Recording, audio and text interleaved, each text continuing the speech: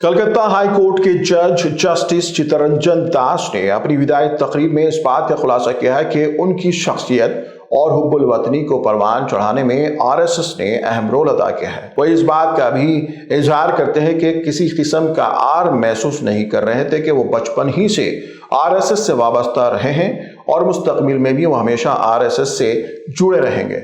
Justice Chittaranjan Das पीर को अपने ओहदे से रिटायर हुए हैं, लेकिन वो साथ में उन्होंने ये भी कहा कि जज बनने के बाद वो खुद को आरएसएस से दूर रखा है और अपने फैसलों में किसी किस्म का दबाव इख्तियार नहीं किया है और ना ही किसी किस्म का जानिबदाराना रवैया इख्तियार किया है। जस्टिस दास, जिनका ताल्लुक उड़ीसा से है, 1986 में बतौर वकील का काम किया। बाद उन्होंने उड़ीसा के मुख्तलिफ मकामात पर एडिशनल डिस्ट्रिक्ट और सेशन जज के तौर पर भी खिदमात अंजाम दी है।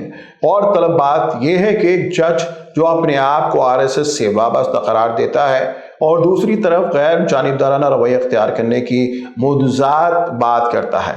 ये आम बात है कि आरएसएस, जिसने अपने हेडक्वार्टर पर कई साल तक भारत का तिरंगा नहीं लहराया था और जो हमेशा हिंदुत्व की बात करती है, इससे मुतासरा शख्स कैसे गैर जानिबदार हो सकता है, एक अहम सवाल है। I had distanced myself from the organization till about 37 years because of the work I undertook. I have never used